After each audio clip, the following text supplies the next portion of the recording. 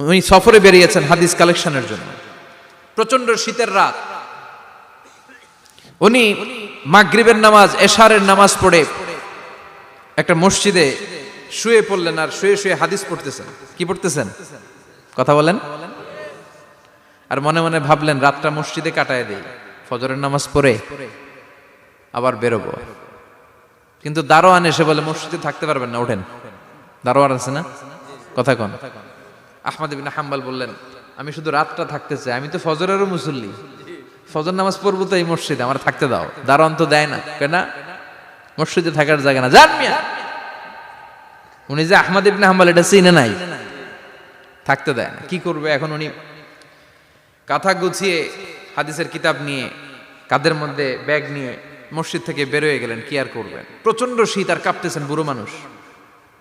পথিমধ্যে দেখলেন বাজার, বাজার একজন খাব্বাজ, শাবুন খাব্বাজ, যুবক রুটি বিক্রেতা। সে রুটি বিক্রি করে, চুলার মধ্যে রুটি সেকে। সে যে সালাম দিল আসসালামু আলাইকুম, যুবক বলে ওয়ালাইকুম আসসালাম। আহমদ ইবনে হাম্বল বলে যুবক আমার যাওয়ার জায়গা নেই, সফরে বেরিয়েছি, খুব শীতে কষ্ট পাচ্ছি, রাতে যদি তোমার এই চুলা থেকে একটু আগুন পোহাই কোনো সমস্যা? যুবক বলে না না সমস্যা না, আহলান ওয়া সাহলান, খোশ আমদেদ, আসেন আসেন, আপনি আগুন পোহাইলে আমার সমস্যা কি? সুবহানাল্লাহ পড়েন। আল্লাহ শুকরিয়া করে উনি বসলেন আর আগুন পোহাচ্ছেন। আর খেয়াল করলেন যুবক রুটি বানায় আর পড়ে আস্তাগফিরুল্লাহ, রুটির দলা বানায় পড়ে আস্তাগফিরুল্লাহ, খামির বানায় আর পড়ে আস্তাগফিরুল্লাহ, রুটি নিয়ে উনুনের ভিতরে চুলার ভিতরে সেকা দেয় আর পড়ে আস্তাগফিরুল্লাহ। দোকানদারের কাছে কেউ আসলেই সে রুটি দেয় আর পড়ে আস্তাগফিরুল্লাহ। ক্রেতার কাছ থেকে টাকা নিয়ে ক্যাশ বক্সে রাখে আর কি পড়ে? আবার রুটি বানানো শুরু করে আর কি পড়ে? খালি এইটাই পড়তেছে। ইমাম আহমদ ইবনে হাম্বল তো অবাক, কিরে এটা আবার কেমন যুবক, খালি আস্তাগফিরুল্লাহ। উনি প্রশ্ন করলেন যুবক ঘটনা কি? আসার পর থেকেই তোমার দেখতেছি তুমি রুটি বানাও, রুটি বিক্রি করো আর পড়ো আস্তাগফিরুল্লাহ, মালাকা ইয়া শাবাব। যুবক বলে আস্তাগফিরুল্লাহ আমার সবচেয়ে বেশি পছন্দের আমল, আমি সব সময় আঠার মতো ইস্তেগফারের সাথে লেগে থাকি আর সব সময় পড়তে থাকি আস্তাগফিরুল্লাহ, আর এর বদৌলতে আল্লাহ আমারে মুস্তাজাবুদ দাওয়া বানিয়ে দিয়েছে। আহমদ ইবনে হাম্বল তো অবাক, আনতা মুস্তাজাবুদ দাওয়া, তুমি মুস্তাজাবুদ দাওয়া, রুটিওয়ালা। আমি এত বছর হাদিস পড়াই, আমিও তো মুস্তাজাবুদ দাওয়া না, আর তুমি রুটি বেচো বাজারে, তুমি মুস্তাজাবুদ দাওয়া, তুমি দোয়া করলে সব কবুল হয়ে যায়। যুবক বলে নাম আনা মুস্তাজাবুদ দাওয়া, আমি আমার জীবনে যত দোয়া করেছি কবুল করে নিয়েছে কে? সব দোয়া কবুল করে নিয়েছে আল্লাহ, একটা দোয়া ছাড়া। কয়টা? আহমদ ইবনে হাম্বলের কৌতূহল, কিউরিসিটি আরো বেড়ে গেল। কি? সব দোয়া কবুল হয়েছে একটা দোয়া ছাড়া। মাযালিকা দুআ ইয়া শাব, কি সেই দোয়া? যুবক এবার বলতে শুরু করলো আমার জীবনে যে দোয়াটা আল্লাহ কবুল করে নাই সেটা হচ্ছে আমি আল্লাহর কাছে অনেক চেয়েছি, অনেক দোয়া করেছি যে আল্লাহ, শুনেছি এই জামানার সবচেয়ে বড় মুহাদ্দিস, তার নাম নাকি ইমাম আহমদ ইবনে হাম্বল। আল্লাহ তোমার কাছে আমার চাওয়া আমি যেন এই ইমাম আহমদ ইবনে হাম্বলরে দেখে মরতে পারি, আমি যেন ইমাম আহমদ ইবনে হাম্বলের হাতে হাত রেখে মুসাফা করতে পারি আর তার কপালে একটা চুমু এঁকে দিতে পারি। আহমদ ইবনে হাম্বল আবেগপ্রবণ হয়ে গেলেন, চোখের পানি ছেড়ে দিলেন, বললেন যুবক তোমার এই দোয়াটাও কবুল হয়ে গিয়েছে। আহমদ ইবনে হাম্বলের দেখা আর সাক্ষাৎ পাওয়ার জন্য আহমদ ইবনে হাম্বলের বাড়িতে তোমার যাওয়ার দরকার নাই, আহমদ ইবনে হাম্বল তোমার দরবারে ছুটে এসেছে। আনা আহমদ ইবনে হাম্বল মুহাদ্দিসুদ দাহর, আমি নিজেই আহমদ ইবনে হাম্বল। যুবক চোখের পানি ছেড়ে দেয়, আহমদ ইবনে হাম্বল চোখের পানি ছেড়ে দেয়। যুবক চিৎকার মেরে ইমাম আহমদ ইবনে হাম্বলকে জড়িয়ে ধরে, হাতে হাত রেখে মুসাফা করে, কপালের মধ্যে চুমু খায় আর আল্লাহর শুকরিয়া করে বলে ও ইমাম, আসলে এই দোয়াটাও আল্লাহ আজকে কবুল করে নিল। বিশ্বাস হয়? সবসময় ইস্তেগফার পড়লে আপনার দোয়াগুলোর এইভাবে কবুল করে নিবে কে? এই পাঁচটা জিনিস পাবেন সবসময় যদি ইস্তেগফারের সাথে লেগে থাকেন। রাজি আছেন তো? এজন্য বিশ্বনবী সব সময় নামাজে সালাম ফেরানোর পরে পড়তেন আস্তাগফিরুল্লাহ। কি পড়তেন? তিনবার পড়তেন আস্তাগফিরুল্লাহ, আস্তাগফিরুল্লাহ, আস্তাগফিরুল্লাহ। পড়তে রাজি আছেন? ইস্তেগফারের অনেকগুলো আলফাজ আছে, সবচেয়ে ছোট ইস্তেগফার হচ্ছে এটা, আস্তাগফিরুল্লাহ, আস্তাগফিরুল্লাহ। আরো আছে আস্তাগফিরুল্লাহ আল্লাযী লা ইলাহা ইল্লা হুয়াল হাইয়ুল কাইয়্যুম আতুবু ইলাইহি। বিশ্বনবী বলেন এই ইস্তেগফারটা যদি কেউ পড়ে, আত-তাওয়াল্লি মিন ইয়াউমিজ যাহাফ, যুদ্ধের ময়দান থেকে পালিয়ে আসা কবিরা গুনাহ। কি গুনাহ? কাফেরদের সাথে যুদ্ধ, আমি তাগড়া যুবক, তলোয়ার নিয়ে নেমেছি, আমার দেহের এক ফোঁটা রক্ত থাকা পর্যন্ত আমি যুদ্ধ চালিয়ে যাব, আমি ফিরে আসতে পারবো না, আইনটা কার? ফিরে আসলে কবিরা গুনাহ। বিশ্বনবী বলেন যুদ্ধের ময়দান থেকে ফিরে এসেছে এরকম কবিরা গুনাহ অবলম্বনকারীও যদি আস্তাগফিরুল্লাহ আল্লাযী লা ইলাহা ইল্লা হুয়াল হাইয়ুল কাইয়্যুম ওয়া আতুবু ইলাইহি পড়ে, ওই কবিরা গুনাহকারীকেও ক্ষমা করে দিবে কে? পড়তে রাজি আছেন তো? আবার সাইয়েদনা আবু বকর বললেন, ইয়া রাসূলুল্লাহ আল্লিমনি দুআআন আদউ বিহি ফি সালাতি, এমন দোয়া আপনি আমারে শিক্ষা দেন যে এই দোয়াটা আমি নামাজে পড়তে পারি। বিশ্বনবী বললেন, পড়ো আল্লাহুম্মা ইন্নী যালামতু নাফসি যুলমান কাসীরান ওয়া লা ইয়াগফিরুয যুনুবা ইল্লা আনতা ফাগফিরলি মাগফিরাতাম মিন ইনদিক ইন্নাকা আনতাল গফুরুর রহিম। সুবহানাল্লাহ পড়েন। এটাও ইস্তেগফার। আমরা এটার বলে দোয়া মাসুরা, সালাম ফেরানোর আগে পড়ি না? যেখানেই ক্ষমা চাওয়ার কথা আছে ওইটারই কি বলে? ইস্তেগফার। আল্লাহুম্মা ইন্নী যালামতু নাফসি, আল্লাহ জুলুম করেছি, যুলমান কাসীরা, অনেক জুলুম, ওয়ালা ইয়াগফিরুয যুনুবা ইল্লা আনতা, তুমি ছাড়া এই গুনাহ ক্ষমা করার তো কেউ নাই। ফাগফিরলি মাগফিরাতাম মিন ইনদিক, তোমার দয়ায় আমারে ক্ষমা করে দাও। ইন্নাকা আনতাল গফুরুর রহিম, তুমি হলা ক্ষমাশীল। ঠিক কি না?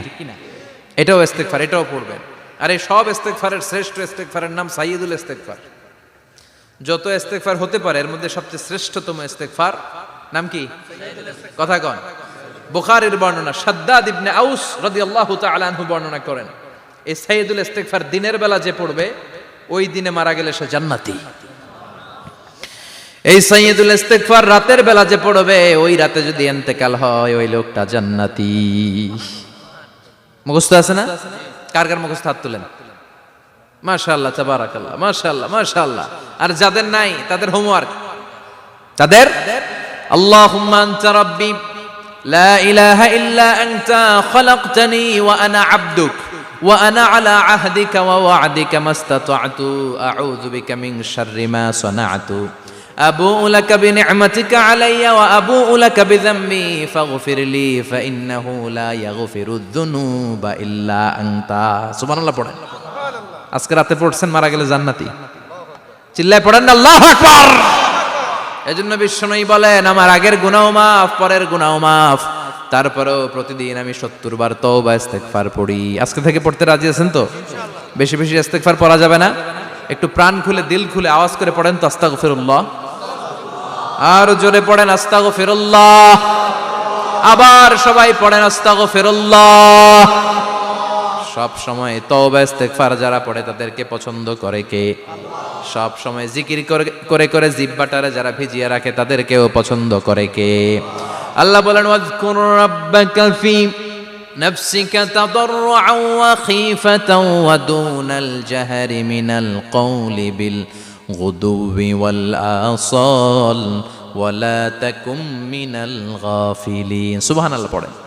আল্লাহ বলেন ওয়াজকুর রাব্বাকা ফি নাফসিক, আল্লাহরে মনে মনে ডাকো। তাদাররুআন ওয়া খীফা, আল্লাহর জিকির করতে আল্লাহ বলেছেন ফি নাফসিক। বুঝতেছেন না অর্থ? ফি নাফসিকা, মনে মনে আল্লাহর জিকিরটা করো। তাদাররুআন ওয়া খীফা, তাদাররুআন মানে বিনয়ের সাথে, with full of humility, submission and humbleness, বিনয়ের সাথে আল্লাহরে ডাকো। ওয়া খীফা, গোপনে গোপনে ডাকো। দুনাল জাহারি মিনাল কওল, চিৎকার চেঁচামেচি করে ডেকো না। কার কথা? আওয়াজ করে জিকির করো না। এই যে আমরা মাহফিলে লা ইলাহা ইল্লাল্লাহর জিকির করে, এটা তালিমান। উদ্দেশ্য কি?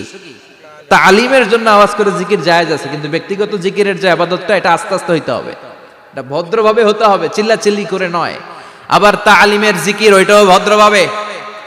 ইন্নাল্লাহা জামিল ইউহিব্বুল জামাল, আমার আল্লাহ সুন্দর, আমার আল্লাহর জিকিরের মধ্যেও সৌন্দর্য আছে না নাই? কিন্তু এদেশে জিকিরের ভেতরে লাফালাফি আছে না নাই? বেশি না কম? কি বসেন বসেন, হ্যাঁ বসে যান তো, অনেক ধরনের আছে জিকির। হ্যাঁ বসেন বসেন, বসে যান। হ্যাঁ হাইবার আলী, এটা কি আবার জালালি? তো এই যে ইন্নাল্লাহা জামিল ইউহিব্বুল জামাল, আমার আল্লাহ সুন্দর, আমার আল্লাহর জিকিরের মধ্যেও সৌন্দর্য আছে না নাই? তালিমের উদ্দেশ্যে সবাই মিলে জিকির করা যায়, কিন্তু চিল্লাফাল্লা করা যাবে না, লাফালাফি করা যাবে না, মাথা ডানে বায়ে ঝোলানো যাবে না, ঠিক কি না? কিন্তু লাফালাফির জিকির আছে না নাই? লাফাইতে লাফাইতে, হ্যাঁ, গাছের আগায় বাঁশের আগায়। আবার যিনি জিকির পরিচালনা করে ওনার কান্দে যাই ওঠে, আছে না নাই? বিশ্বনবী সাহাবীদের নিয়ে জিকির করছেন, সাহাবারা লাফাতে লাফাতে খেজুর গাছের আগায়। হাদিসে আছে না এটা? বিশ্বনবী সাহাবাদেরকে নিয়ে জিকির করছেন, লাফাতে লাফাতে আবু বকর বিশ্বনবীর কান্দের উপরে। আছে, হাদিসে আছে। এটা জিকির নয়। কি সুন্দর দেখেন, ইসলাম বোঝা কত সহজ। ওয়াজকুর রাব্বাকা ফি নাফসিকা তাদাররুআ ওয়া খাইফা। গোপনে জিকির করো, ভদ্রতার সাথে বিনয়ের সাথে জিকির করো। ওয়ালা তাকুম মিনাল গাফিলিন দুনাল জাহারি মিনাল কওল। চিৎকার চেঁচামেচি করে জিকির করো না। যারা চিকফাল দিয়ে হই হই হই হই করে, আছে না? হই হই হই হই হই হইয়ের ভিতরে আল্লাহর নাম আছে, হ্যাঁ? এই যে হুই হাই হুই হাই এই স্টাইলের যে জিকির, এটার ভিতরে আমার আল্লাহর নাম আছে? আল্লাহর নাম যদি না থাকে ওইটা জিকির হবে? কথা বলেন। বিষ্ণু বললেন, খবরদার, চিৎকার চেঁচামেচি করে লাফালাফি করে যারা জিকির করে এরা মনে করে আল্লাহ কানে শোনে না। কথা বলেন। আপনি গোপনেও আল্লাহর ডাকলে আপনার ডাকে সাড়া দিবে কে? এজন্য রাব্বুল আলামিন বলেন, ফাযকুরুনি আযকুরকুম ওয়াশকুরুলি ওয়ালা তাকফুরুন। বান্দা আমার জিকির তোমরা করো, আমিও তোমাদের জিকির করব, ঠিক কি না? আমরা যদি আল্লাহর জিকির করি আমাদেরও জিকির করে কে? সুবহানাল্লাহ কইবেন না? আমরা আল্লাহর জিকির করে, আল্লাহ নাকি আমাদের জিকির করে, জানো তো না কথা এটা? আবার হাদিসে কুদসিতে আল্লাহ বললেন, ফাইন যাকারানি ফি নাফসি যাকারতুহু ফি নাফসি। আমার বান্দা যদি একা একা আমার জিকির করে, আমি আমার বান্দারে একা একা স্মরণ করি। ওয়া ইন যাকারানি ফি মালাইন যাকারতুহু ফি মালাইন খায়রিম মিনহু। এরকম মহা সম্মেলন করে যদি কেউ আমি আল্লাহর জিকির করে, আমি এর চেয়েও বড় মহা সম্মেলন ফেরেশতাদেরকে নিয়ে করে আমার বান্দারে স্মরণ করি। ওয়া ইন তাকাররাবা ইলাইয়া শিবরান তাকাররাবতু ইলাইহি যিরাআন। আমার বান্দা যদি আমার দিকে এক বিঘত আসতে চায়, আমি আমার বান্দার দিকে এক হাত এগিয়ে যাই। আমার বান্দা যদি আমার দিকে এক হাত আসতে চায়, আমি আমার বান্দার দিকে দুই হাত যাই। ওয়া ইন আতানি ইয়ামশি আতাইতুহু হারওয়ালা। আমার বান্দা যদি আমার দিকে হেঁটে হেঁটে আসতে চায়, আমি আমার বান্দার দিকে দৌড়ে দৌড়ে যাই। সুবহানাল্লাহ পড়েন। এজন্য বিশ্বনবী বলেন, লা ইয়াজালু লিসানুকা রাতবাম মিন যিকরিল্লাহ। আল্লাহর জিকির দিয়ে জিহ্বাটারে ভিজিয়ে রাখবা। কার কথা? চিল্লায় বলেন, কার কথা? সবসময় আল্লাহর জিকির করতে রাজি আছেন তো? সবচেয়ে শ্রেষ্ঠ জিকির বিশ্বনবী বললেন, আফদালু যিকরি লা ইলাহা লা ইলাহা লা ইলাহা ইল্লাল্লাহু মুহাম্মাদুর রাসূলুল্লাহ সাল্লাল্লাহু। সবচাইতে শ্রেষ্ঠ জিকির লা ইলাহা। এর চেয়ে শ্রেষ্ঠ জিকির আছে? কথা বলেন। বিশ্বনবী বললেন, মান ক্বালা লা ইলাহা ইল্লাল্লাহ সিদকান মিন কলবিহি। একনিষ্ঠতার সাথে অন্তর থেকে কেউ যদি জীবনে একবার বলে লা ইলাহা ইল্লাল্লাহ, দাখালাল জান্নাহ। তার যদি পাপ থাকে, অন্যায় থাকে, ওই পাপ আর অন্যায়ের শাস্তিগুলার পরে কোনো না কোনো দিন আমার ওই বান্দা জান্নাতে ঢুকবে।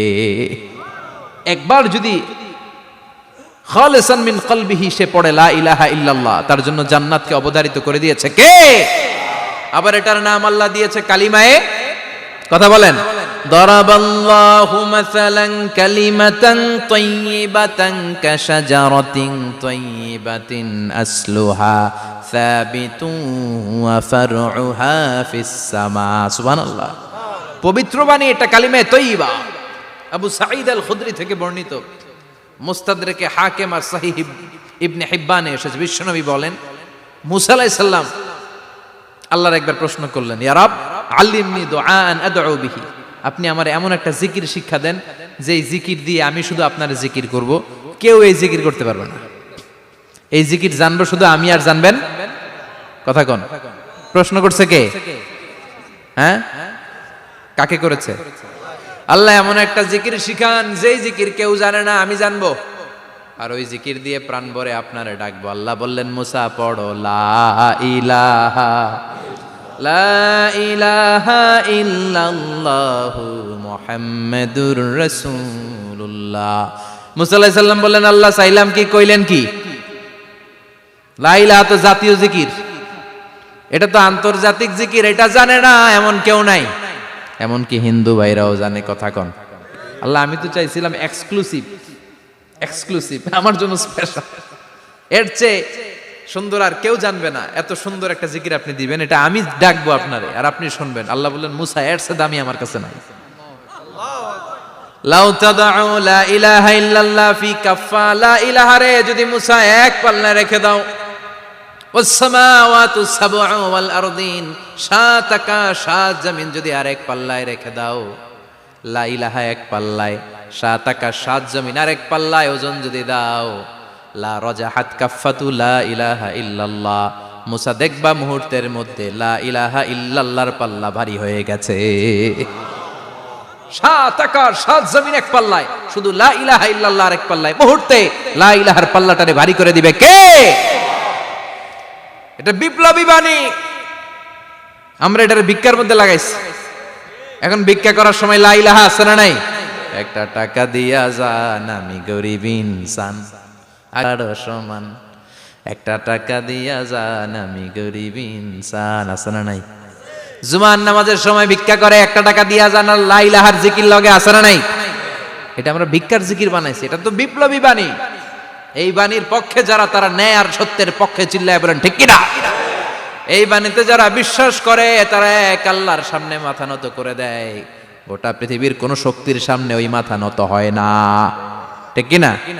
এই লা ইলাহা যারা আমরা মানি, আল্লাহ ছাড়া কারো সামনে মাথা নত করব? কোন শক্তি আমাদের মাথা নত করাতে পারে? এই কালেমার আন্দোলন যারা করে, তারা আল্লাহ ছাড়া পৃথিবীর কাউরে ভয় পায় না। আর তারা চায় কালেমার পতাকা পৃথিবীর মধ্যে যেন পথ করে উড়ে, ঠিক কিনা? বাংলার জমিনে কালেমার পতাকা উড়ুক, আমরা চাই কি চাই না? কোনো একদিন এ দেশের আকাশে কালিমার পতাকা উড়বে, সেদিন সবাই খোদাই বিধান পে দুঃখ বেদনা ভুলবে।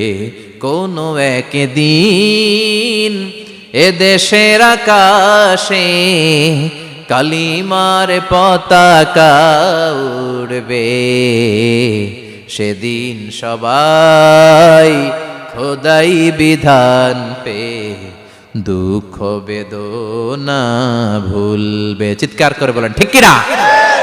এই কালেমার সমাজ যদি হয়, ওই সমাজে কেউ লাঞ্ছিত হবে না, ওই সমাজে কোনো নারী নিগৃহীতা হবে না, ওই সমাজের কোনো কাজের মেয়েরা ধর্ষিত হবে না, ওই সমাজে দুর্নীতি থাকবে না, ঘুষ থাকবে না, চাঁদাবাজি থাকবে না, টেন্ডারবাজি থাকবে না।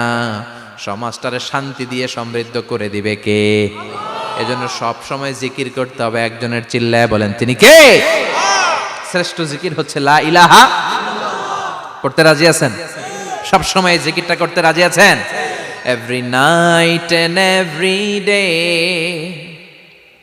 every night and every day, never forget to say la ilaha illallah, never forget to say la ilaha illallah. পড়েন, every night and every day, every night and every day, never forget to say la ilaha illallah, never forget to say